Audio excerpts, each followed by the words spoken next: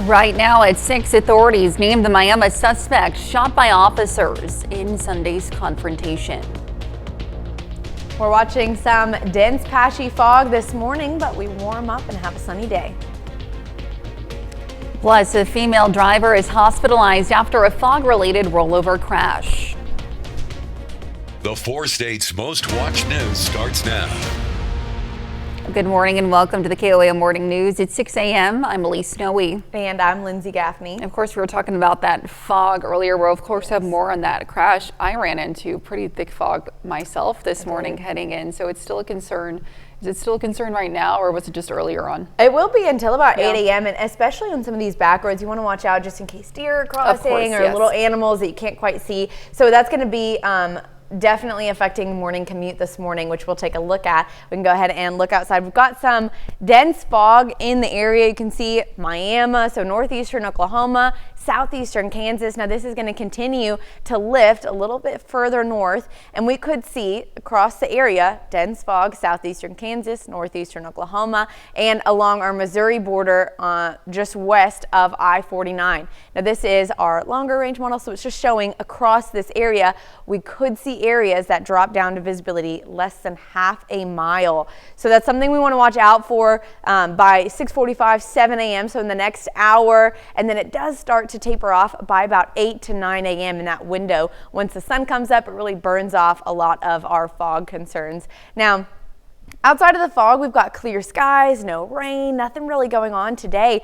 Temperatures are going to warm up rather quickly. Now, by 8 a.m., again, we could still see some patchy fog that you want to watch out for on your commute, but temperatures warm up into the 70s really quickly by 11 a.m., mid 70s, and then we're also going to see these temperatures getting to about 80 to 82 degrees across the area. Now here we are in the afternoon, still clear skies, temperatures in the low 80s, upper 70s, and then this evening we've got another cool night in store for us before another warmer weekend, but I'm going to have all those details coming up. All right, Lindsay, thanks. We'll see you soon. Well, the FBI identifies the man killed by a federal agent Sunday in Miami. The shooting victim is 37-year-old Cody Ryan Mayfield of Miami. The FBI is now leading the investigation due to the tribal enrollment status of one of the parties involved. The incident began Sunday morning when Mayfield crashed his vehicle into a motorcycle. He then got into an altercation with the biker and shot him before fleeing. The motorcyclist suffered non-life-threatening injuries and drove himself to a hospital. Officers found Mayfield's vehicle 3 blocks away at a residence where he lived. Investigators say Mayfield came outside with a gun to his head, threatening suicide and ignoring verbal commands. He then pointed his gun at officers and exchanged gunfire. Mayfield died from his injuries at a hospital. The OSBI is also assisting the FBI, and the attorney's office will decide whether to prosecute or decline charges. Well, troopers say dense fog contributed to a rollover crash in Jasper County yesterday morning. The crash happened around 5:45 at Baseline Boulevard and County Road 210. Missouri State Highway Patrol says a female driver traveling south went through the intersection at highway speed into the trees. Her vehicle came to rest tangled in a homeowner's fence. The driver was taken to an area hospital by private vehicle. And of course, to be the first to see breaking news, weather, and sports, you can download the KOAM News app. It's available free of charge in the Apple App Store and the Google Play Store. Just search for the KOAM News app. Well, former FBI Director James Comey is indicted. Comey was charged yesterday in a 2-count indictment, which includes making a false statement 5 years ago while testifying before Congress. He's also charged with obstruction of a criminal proceeding. The indictment comes days after President Trump seemed to urge Attorney General Pam Bondi to prosecute the former FBI director. The indictment makes Comey, who was fired months into Trump's first term, the first former senior government official to face prosecution in connection with the Russian interference investigation linked to the 2016 presidential election. The Kansas Air Tour made its first stop in Parsons this week, bringing planes, pilots, and STEM education to local students. The tour dates back to 1928, but after an 80-year hiatus, it was relaunched in 2008. Now, since then, volunteer pilots have traveled across the state, introducing kids to aviation through hands-on activities and presentations. This year, more than 1,000 students have already taken part, including about 80 in persons. Organizers say the goal is to spark curiosity about aviation, a $20 billion industry in Kansas. One of the STEM toys that we did is called a Whirly Bird. It was the first toy the Wright brothers played with when they first became interested in aviation. I have no idea what these kids are going to do, but we invented the GPS in Kansas. A Clyde Cessna took off and landed 13 times before he actually figured out how to make an airplane. Kansas is a place where aviation innovation occurs. One of these kids is going to be the next Amelia Earhart, the next Lloyd Stearman, the next Walter Beach, the next Clyde Cessna. Organizers say events like this can inspire the next generation of aviators. Local high school culinary students get a taste of learning out of the classroom. At McDonald County High School, culinary arts students had a taste of the real world. At Town and Country Supermarket, the students gave out samples of their homemade barbecue sauce while learning about the safe serve practices. This is part of the project-based learning style from their teacher. The whole thing, they get participation points throughout the week on each step that we've gone through to get to this point. We've done some math, we've done writing, and there's been a lot of things that go into just making that recipe. The students were given a choice of making different kinds of barbecue sauce, Memphis, St. Louis, or Texas style. Both groups picked Texas. Well, One Joplin invited the community to celebrate a new story installation at Leonard Park Story Walk yesterday morning. The event featured photos with Southwest Missouri Bank's Moolah Moolah mascot and a children's book giveaway. The story, School is More Than a Building by Kelly Donner, reminds us that school is more than just a place to learn. It's a community full of teachers, friends, and shared experiences. And Harbor Village is turning back the clock this weekend with its annual Pioneer Days celebration. Visitors can watch blacksmiths at work, see butter churned by hand, and even try their own skills at rope making and corn grinding. Along with hands-on fun, the event also highlights the people and cultures that shape the 4 states, from frontiersmen to indigenous communities. Our hope as an organization that they can take home some useful skills that they've learned, something to reflect on, to say, that's what my ancestors did, and wow, how did we get from grinding on a stone grind to an actual mill? Just different daily living skills that forced us into the industrial age. Now, from live reenactments to hands-on crafts, Pioneer Days offers activities for all ages. The event runs through Saturday at Harbor Village. For times and ticket details, you can visit our website, KOAMNewsNow.com. And that's a look at this morning's top stories and weather coming up on the KOAM Morning News. The Trump administration threatens mass layoffs in the event of a government shutdown. I'm Erica Brown with more on the government funding standoff. Plus, new research shows dogs help prevent childhood asthma, but cats don't. And we have sunny weather across the 4 states. Lindsay returns with another look at your forecast. You're watching the KOAM Morning News. Time now, 6:08. We'll be right back.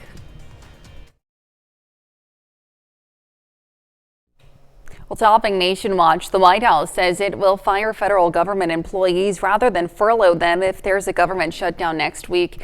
Erica Brown has more details from the White House. The Trump administration is threatening mass firings at federal agencies if the government shuts down next week.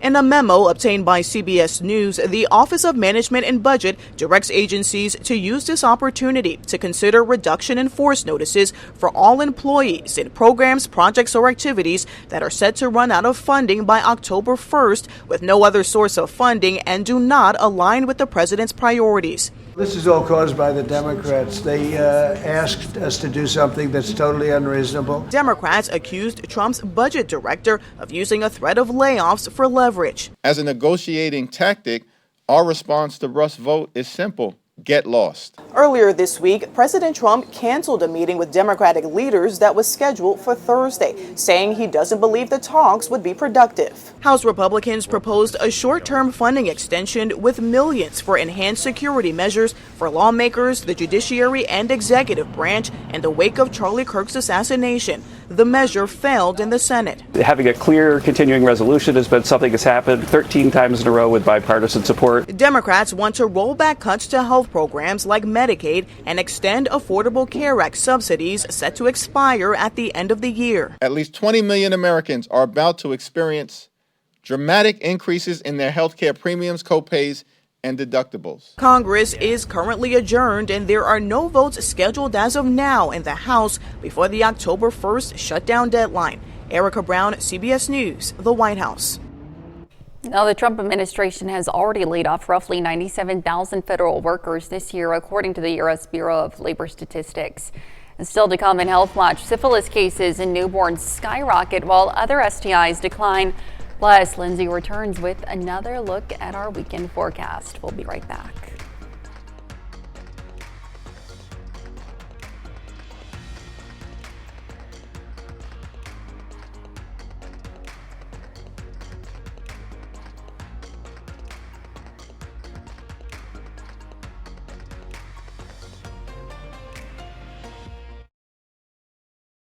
Good morning. I'm Elise Noe with your KOAM News update. The FBI has identified Cody Ryan Mayfield, age 37, as the man killed by a federal agent in Miami on Sunday.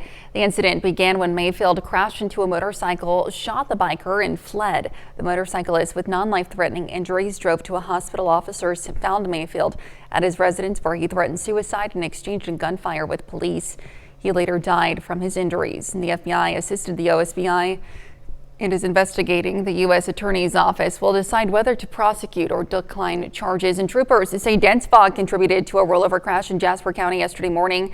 The crash happened around 5:45 at Baseline Boulevard and County Road 210. Well, we have some dense fog in the area that could affect your morning commute. That's going to be going on until about 9 a.m. We could see fog dropping down to less than half a mile visibility in northeastern Oklahoma, southeastern Kansas, and even in Missouri along the I-49 corridor and to the west. Now it all does burn off by about 9 to 10 a.m. because we have sunshine and warmer temperatures that are going to burn off that fog. Now temperatures getting up to the low 80s today, about 80, 81, maybe even 82 degrees, and that's going to stay consistent over the weekend. Well, time in the Big Brother house is coming to an end as fans prepare for a return to Pandora. Gwen Baumgartner has your Eye on Entertainment report. It's a reality show competition known for dramatic house guests and a handsome prize pot. Congratulations, Chelsea! You are the winner of Big Brother. On Sunday, Big Brother will crown a new winner during the finale of season 27. Besting out 16 other contestants to take home the $750,000 grand prize. This season marks 25 years of the CBS hit show, featuring a murder mystery hotel theme and more hours of programming and extended episodes than ever before. The 2-hour finale airs this Sunday, where, in true Big Brother fashion, you can expect the unexpected. She's been teasing the album for nearly a year, but today Doja Cat is clawing her way up the charts with the release of her 5th album titled V. Known for her tracks Jealous Type and Paint the Town Red, this social media sensation turned singer and rapper describes her newest album as more pop-driven than her prior releases. She says it's inspired by love, romance, and the 80s. Doja Cat wraps up the week with a debut on SNL. Audiences are headed back to Pandora in the latest installment of the Avatar series. My people cried for help. But Ava did not come. The newest trailer of Avatar: Fire and Ash has been released, offering insight into the history of the Ash people and revealing a new twist. What if every human being on Earth could live here without a mask? Avatar: Fire and Ash heads to theaters December 19th, 16 years after the first film was released. That's your Eye on Entertainment. Gwen Baumgartner, CBS News, Los Angeles. All right, lots of exciting things happening in entertainment. Let's take it over now to Lindsay for a quick look at your forecast. Well, temperatures this morning in the upper 50s. It is a few degrees cooler today than it was yesterday as we start our morning off, but warming up into the low 80s today. So we have a warm afternoon and a warm weekend. I'll have those details coming up.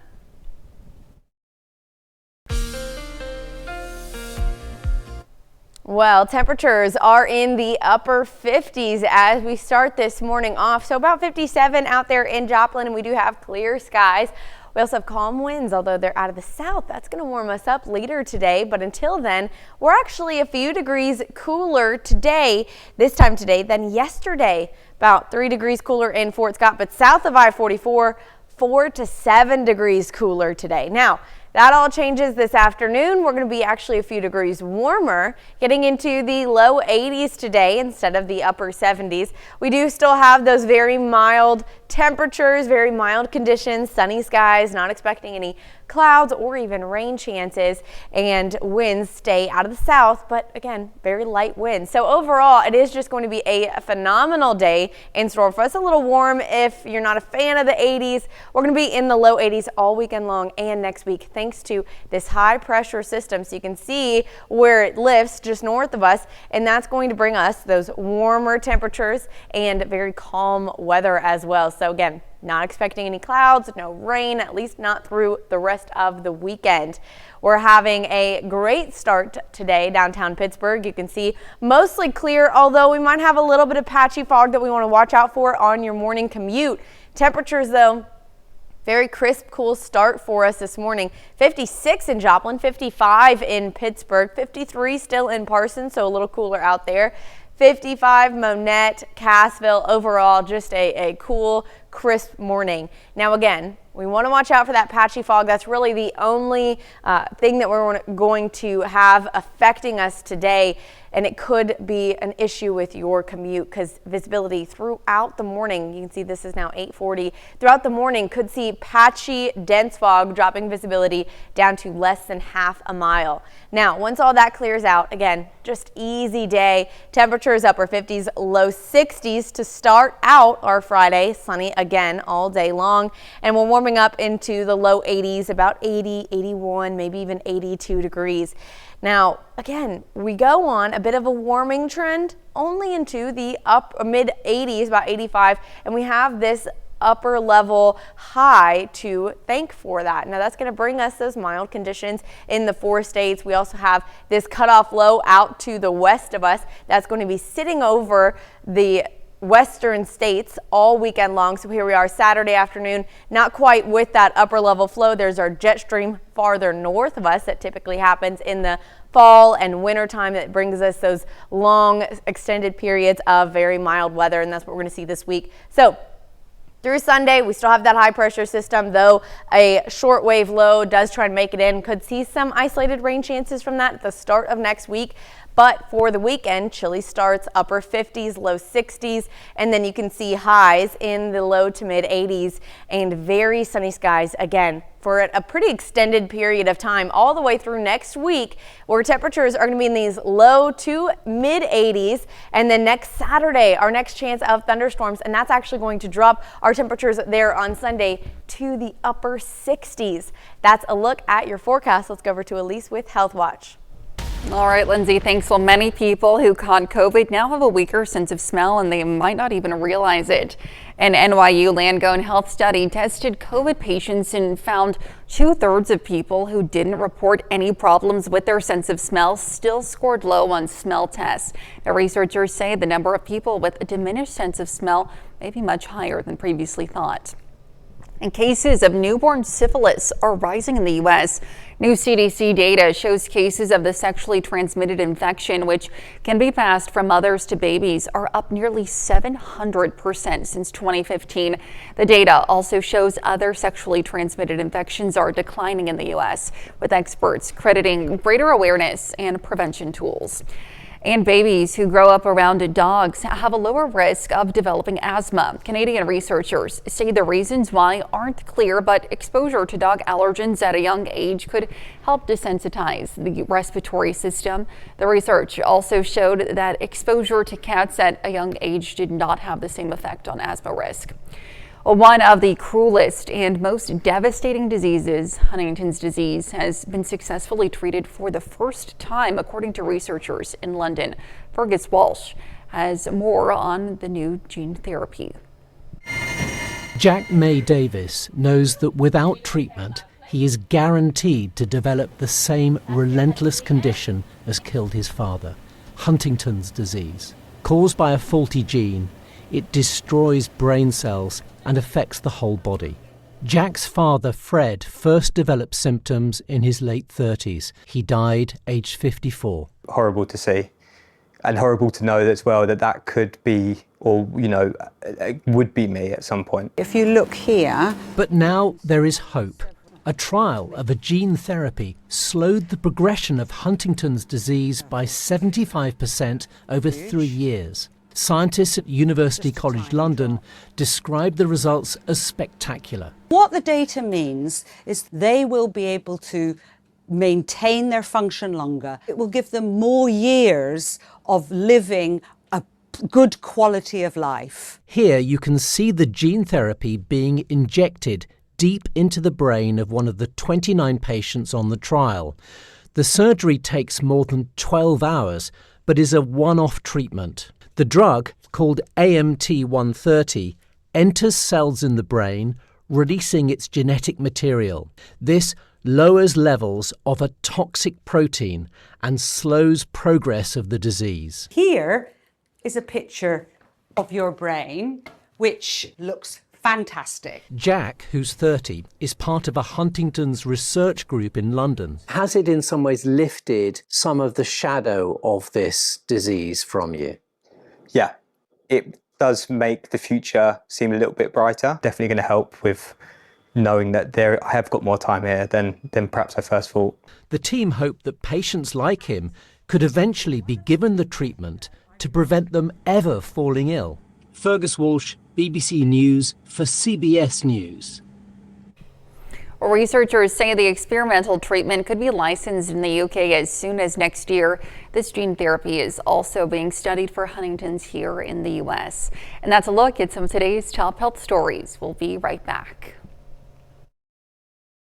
Pittsburgh State University and the city of Pittsburgh. Right now at 6:30, the Jasper County birth rate stat that might surprise you. And we're watching some dense fog in the area this morning, but we do warm up to have a pretty nice and sunny day. Plus, an organization helping Joplin area families celebrates 25 years of service with a ribbon cutting and open house. The 4 states' most watched news starts now. Thank you for joining us on the KOAM Morning News. The time now is 6:30. I'm Elise Snowy. And I'm Lindsay Gaffney. And it feels like fall. I keep saying it. Yes. It's like it finally kind of feels like fall out there, especially after it being, really hot and then rainy, and then now it's going to settle for a little while. Yes, we do have a nice long stretch of, mild temperatures, maybe a little warm for some people, but overall can't complain about this weekend or week's forecast. And then coming up soon, it's going to actually be fall. We're going to be in the 60s for the highs. Until then, though, we are going to be dealing with some warmer temperatures and some dense fog this morning. We can go ahead and take a look. We've got patchy fog across the area, northeastern Oklahoma, southeastern Kansas, even in parts of Missouri and Arkansas. So that's something that we're going to want to watch as we head through our morning, because it could affect your morning commute. Now, showing a little bit later as we head through the next 15 to 30 minutes, we are still seeing the potential to have dense fog in some of these areas, Girard, Parsons, up to Chanute, even Fort Scott, where visibility could be less than half a mile. Doesn't quite burn off until about 9 a.m. when we finally see that sunshine really just burning off all that fog. Now, you can see we've got clear skies. This is our Skywatch storm tracker. So just beautiful, calm weather all day today. Again, starting off with maybe a little bit of fog, but warming up quickly into the mid 70s by 11 a.m. Sunny skies again all day long. So there goes our fog, and then as we head through about 11:30, 12, 75 in Joplin, 76 in Fort Scott, 73 in Chanute. So very, very mild weather as we head through the morning hours, but getting up into the low 80s, about 81, 82 degrees for our afternoon. By 6 p.m. we're dropping back down into the upper 70s. Now our overnight low again tonight getting into the upper 50s, so another cool start to our Saturday morning, and those temperatures are going to continue to rise just a couple of degrees every day this weekend, getting to about 85 on Sunday. I'm going to have all those details coming up. All right, Lindsay, thanks. We'll catch you in just a bit. Well, Is it baby fever? Jasper County's birth rate, the number of live births per 1,000 people, is the highest in the state of Missouri, according to CDC data. KOM's Samantha Walker has the details on what could be some of the reasons why. 12.58. That's what the CDC puts Jasper County's birth rate at. The number beats out both state and national averages. The only two states that beat out the county's birth rate are Texas and Utah. For metropolitan areas like Jackson County or St. Louis County, that we stack a little bit higher than those counties, but our average age is also lower than those counties. Lori Worthington with the Joplin Regional Alliance for Healthcare says one key reason for a higher birth rate is the average age of mothers. The county's overall population is younger, with the average age of mothers nearly 2.5 years less than the national average. She says age impacts fertility rates. As we age, our fertility drops a little bit. So all of those factors combined make us a likely candidate to maybe have a slightly higher birth rate. While Jasper County's birth rate is high, nationwide these numbers have dropped 10 to 15% in the past decade. It's people working, it's people waiting later in life to have children. The list could go on and on about things it could be from. That list also includes resources. When they feel like they have the resources they need, that they can find affordable ways to live, and that they're able to feel like they're going to have a supportive solution and system for their kids and their family. She says Jasper County and the Joplin area have so many great resources for new and expecting families, from community Facebook groups to Head Start programs, nonprofits like One Joplin, and even health department programs. This includes the WIC program, an income-based nutrition program operating in the county since 1975. You start off with a healthy, nutritious food. It just gets the child set up from the start to succeed later in life. He encourages anyone with eligibility questions to reach out. Reporting in Joplin, Samantha Walker, KOM News. Well, next week, we'll have more on how birth rates can impact the workforce and why Jasper County's above-average rate is sparking optimism about the community's future. Oklahoma's controversial top school official says he plans to resign from his state position. Oklahoma State Superintendent of Public Instruction Ryan Walters says he's now going to lead a conservative educators group. Walters says the nonprofit Teacher Freedom Alliance will be focused on assisting educators, quote, in their mission to develop free, moral, and upright American citizens. During an interview this week on Fox News, Walters said, quote, we're going to destroy the teachers union. During his time in office, Walters mandated public school teachers incorporate the Bible into lesson plans, suggested potential teachers take a woke test, and had pushed for all Oklahoma high schools to have Turning Point USA chapters. Oklahoma's Attorney General Genter Drummond, a fellow Republican, weighed in on Walters' departure by saying, quote, we have witnessed a stream of never-ending scandal and political drama. It's time for a state superintendent of public instruction who will actually focus on quality instruction in our public schools. Longtime foster care advocates celebrate a milestone in the four-state area. Foster Adopt Connect, who serves both Kansas and Missouri, cut a ribbon and opened their doors to the community in recognition of 25 years of service. KOAM's Kenny Foreman was on hand for the festivities at the Joplin branch. The Joplin Area Chamber of Commerce held a ribbon cutting at the Joplin branch of Foster Adopt Connect, which is celebrating a quarter-century of service.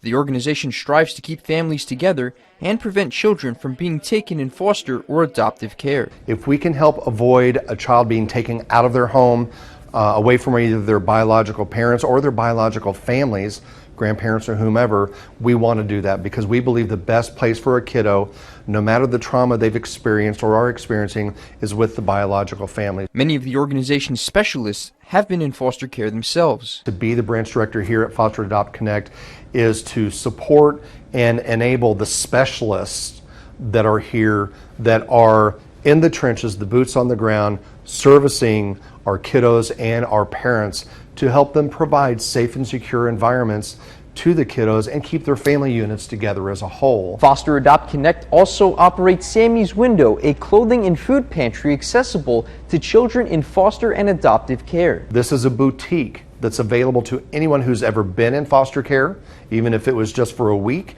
and they're now 25 years old, or they're currently in foster care, children, foster parents. They don't even have to be clients of ours. Seidenstricker hopes he can inspire others to continue to fight for better lives at home. I challenge anyone to argue with me that our society is not broken, and it starts at home.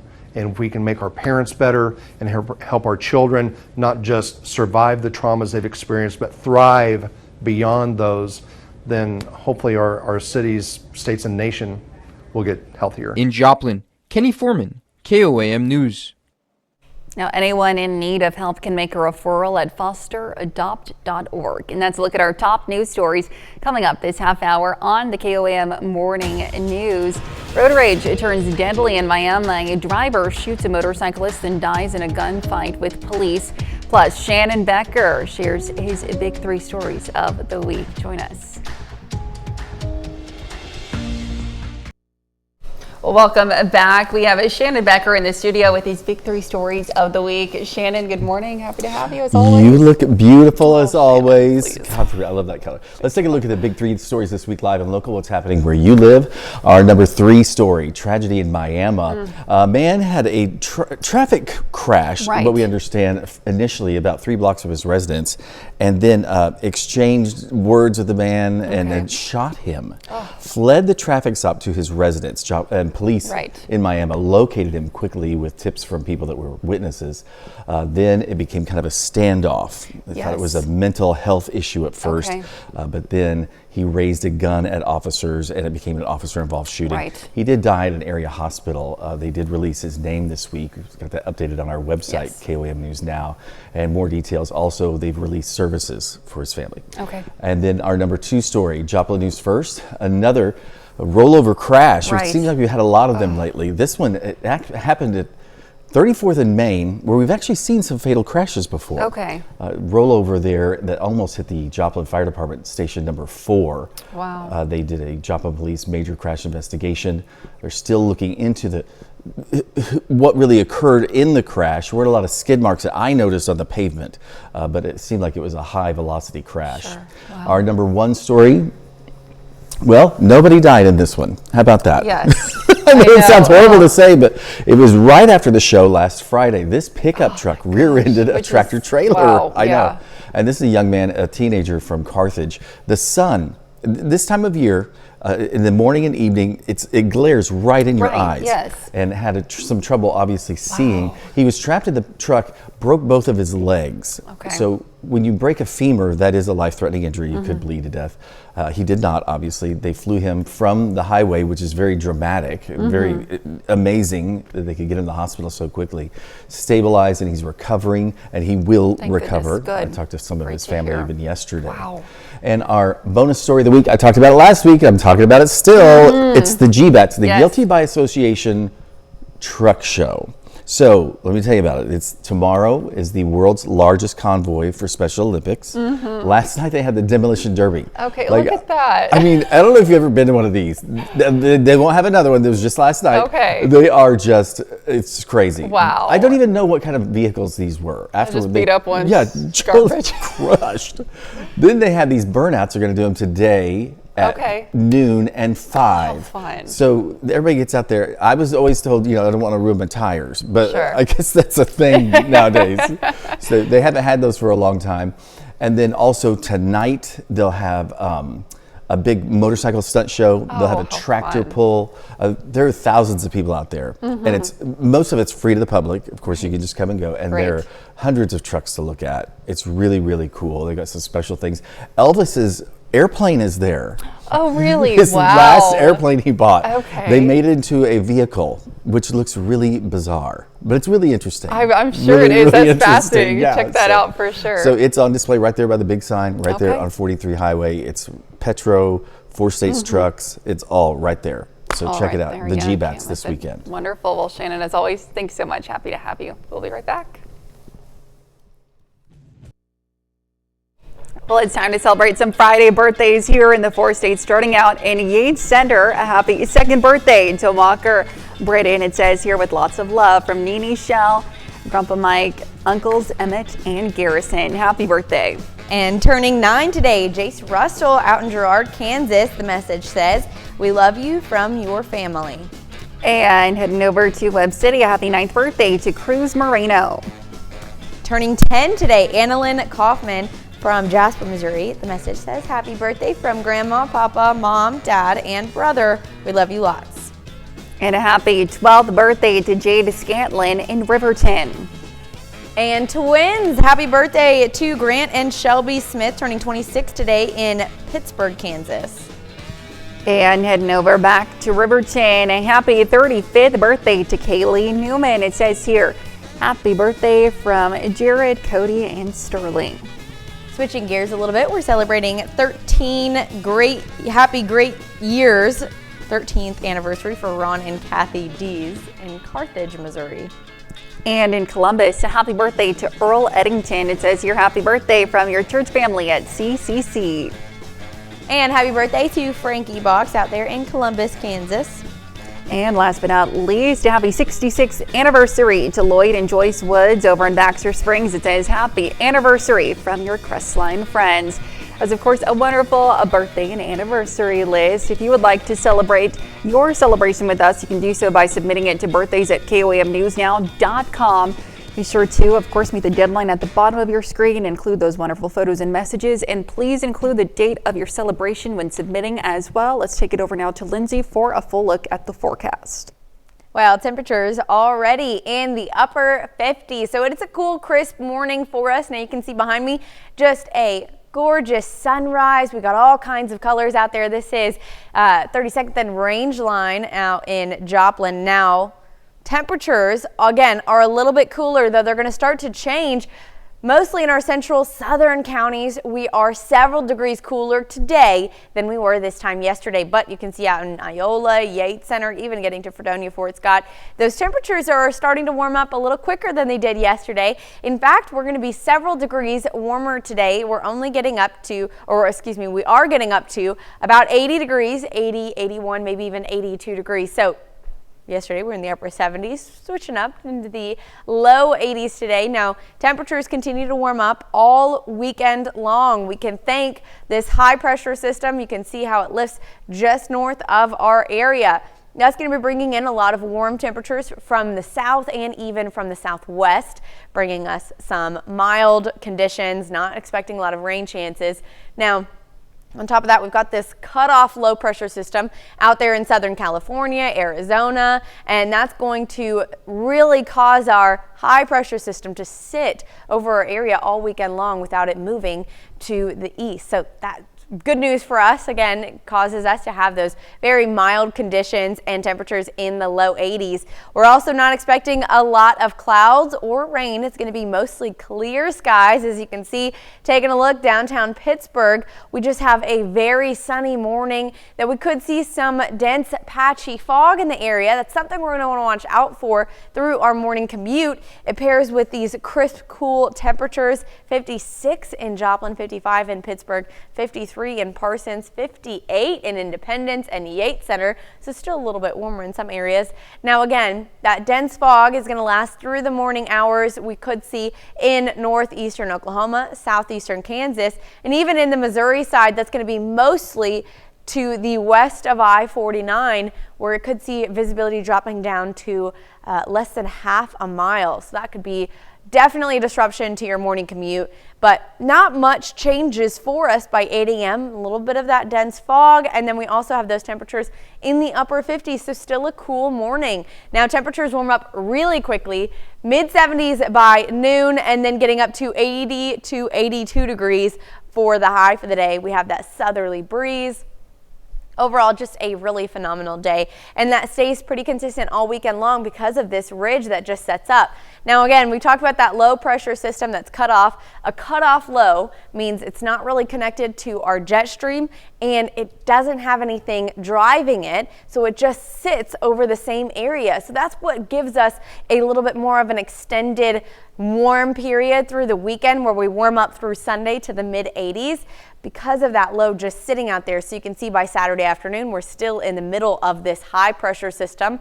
Now our jet stream's a little farther to the north. That also helps with our extended mild weather through all the way next Friday. Now that low does rejoin and that starts to push towards our area by Sunday. Could bring maybe isolated rain chances on Monday or Tuesday, but really we're going to stay pretty calm all through the week. Now this weekend, again, phenomenal. Our warmest day is going to be on Sunday through the forecasting period. It's going to get up to about 85 degrees, so still rather mild, slightly above average, but phenomenal weekend. Now, we do have some more clouds moving in over the week, and those temperatures stay in the low 80s all week long. Now by Saturday, that's our next chance of big storms, and that's going to drop our temperatures down to the upper 60s on Sunday.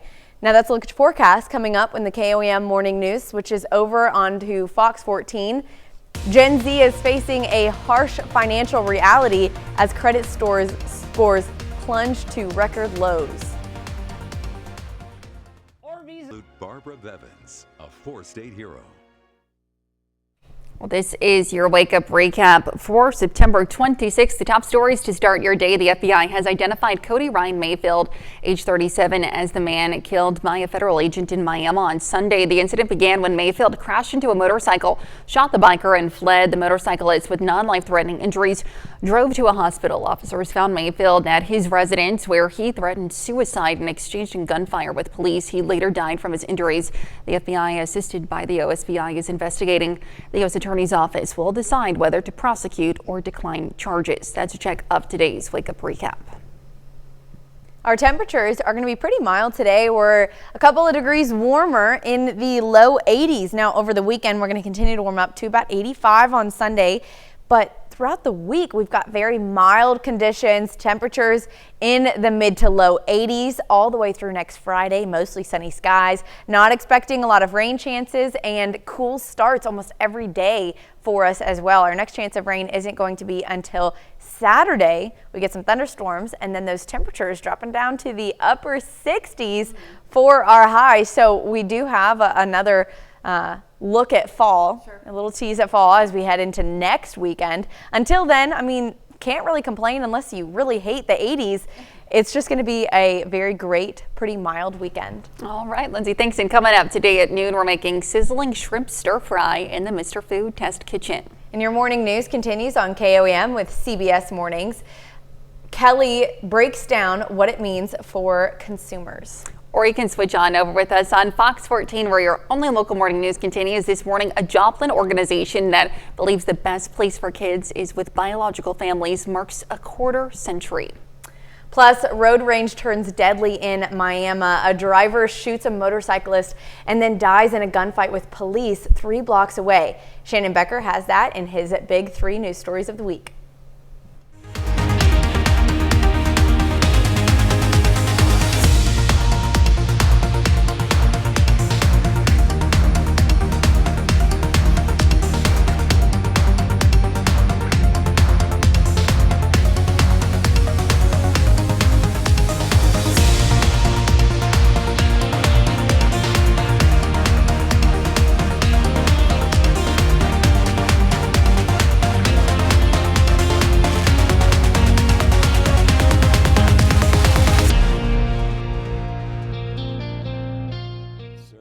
Most don't